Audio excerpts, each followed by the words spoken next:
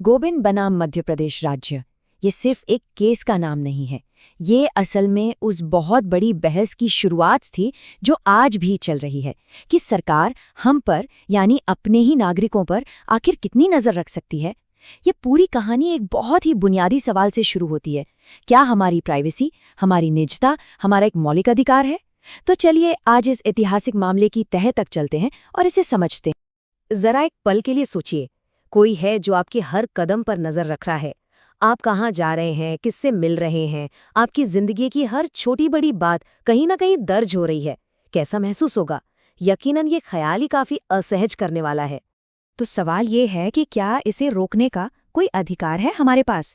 यही वो सवाल था जिसे लेके एक आम नागरिक गोविंद देश की सबसे बड़ी अदालत यानी सुप्रीम कोर्ट तक पहुंच गए। तो चलिए सबसे पहले कहानी को शुरू से समझते हैं, जानते हैं कि कौन थे गोविंद और वो कौन सी परिस्थितियां थीं जिन्होंने इस ऐतिहासिक कानूनी लड़ाई को जन्म दिया। तो हुआ ये कि पुलिस को शक था कि गोविंद एक आदतन अपराधी हैं, मतलब कोई ऐसा शख्स जो बार बार जुर्म करता है। और बस इसी शक के आधार पर मध्य प्रदेश पुलिस ने उन पर 24 घंटे निगरानी शुरू कर दी। सोचिए, उनकी जिंदगी एक तरह से खुली किताब बन गई थी। पुलिस उनके हर कदम पर नजर रखती थी। वो कहाँ जा रहे हैं, किससे मिल रहे हैं, हर चीज का एक डिटेल्ड रिकॉर्ड रखा जा रहा था। अब जब ये सब हद से ज्यादा बढ़ गया तो गोविंद ने सीधा सुप्रीम कोर्ट का दरवाजा खटखटाया। उनकी दलील आप जानते हैं बिल्कुल सीधी और साफ थी। ये जो निगरानी हो रही है ये संविधान के आर्टिकल 21 के तहत मिली मेरी पर्सनल लिबर्टी, मेरी व्यक्तिगत स्वतंत्रता पर एक सीधा हमला है। गोविंद की इस याचिका ने सुप्रीम कोर्ट के सामने कुछ ऐसे बड़े और बुनियादी सवाल खड़े कर दिए जिनका कोई साफ जवाब उस वक्त तक भारतीय कानून में मौजूद नहीं था।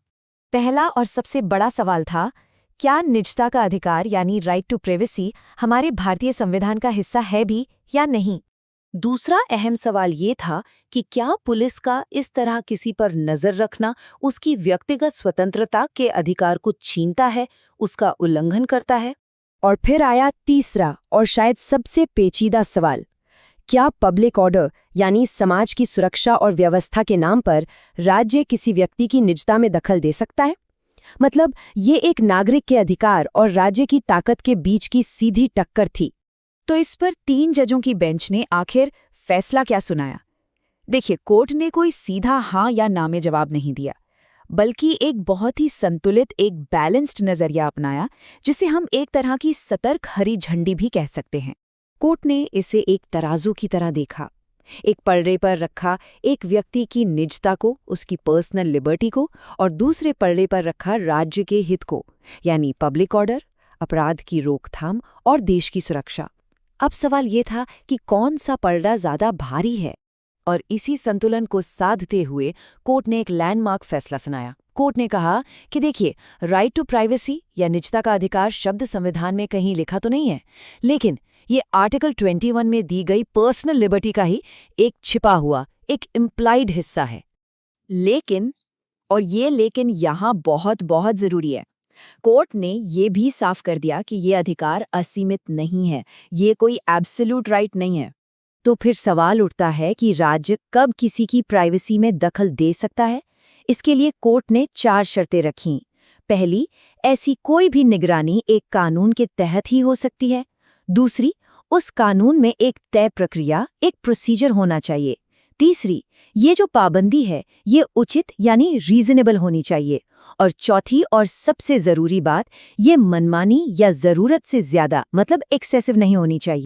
चलिए अब इस फैसले के असली असर को समझते हैं।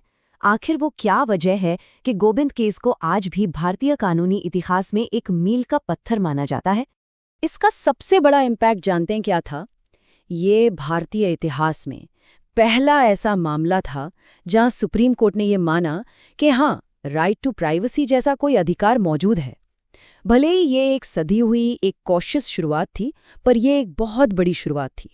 देखिए, हर बड़े कानूनी फैसले के पीछे एक मूल सिद्धांत होता है जिसे रेशियो डिसिडेंडी कहते हैं। इस केस का मूल सिद्धांत ये था कि प्राइवेसी एक मौलिक अधिकार है, लेकिन ये असीमित नहीं है।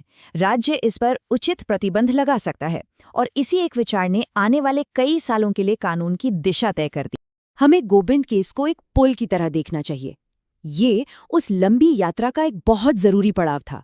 जिसकी मंजिल थी प्राइवेसी को एक मजबूत मौलिक अधिकार का दर्जा दिलाना। और ये यात्रा वाकई में काफी लंबी थी। 1963 के खड़क सिंह केस में तो कोर्ट ने साफ साफ कह दिया था कि प्राइवेसी कोई मौलिक अधिकार नहीं है। फिर आया 1975 का गोबिंद केस, जिसने इस सोच को बदला और इसे एक इम्प्लाइड राइट यानी अंतर्निहित अधिकार माना।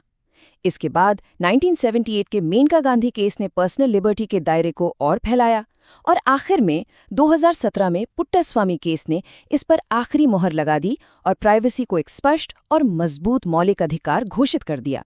तो हम साफ साफ देख सकते हैं कि सोच में कितना बड़ा बदलाव आया। कोई अधिकार नहीं से लेकर स्पष्ट मौलिक अधिकार तक का ये पूरा सफर। और इस सफर में जो सबसे अहम मोड़ था वो गोबिंद केस ही था। इसी केस ने सही मायने में दिशा बदली थी। तो अगर इस पूरे मामले का निचोड़ निकालना हो तो वो क्या होगा? बस एक लाइन में, सुप्रीम कोर्ट ने माना कि निजता का अधिकार आर्टिकल 21 के तहत मिली व्यक्तिगत स्वतंत्रता का ही एक हिस्सा है, लेकिन ये अधिकार असीमित नहीं है और इस पर उचित प्रतिबंध लगाए जा सकते हैं। बस यही इस ऐतिहासिक केस का पूरा सार है। लेकिन एक मिनट, ये फैसला था 1975 का। उस वक्त की दुनिया और आज की दुनिया में ज़मीन आसमान का फ़र्क है। आज हम सीसीटीवी, फेशियल रिकॉग्निशन और एआई की दुनिया में जी रहे हैं। तो सवाल ये उठता है कि आज के इस डिजिटल दौर में हमारी प्राइवेसी पर उचित प्रतिबंध या रीजनेबल रिस्ट्रिक्शन का आखिर मतलब क्या है? ये एक ऐसा सवाल है जो गोविंद केस ने तो शुरू किया था, लेकिन इसका जवाब आज भी हम सब मिलकर ढूंढ रहे हैं।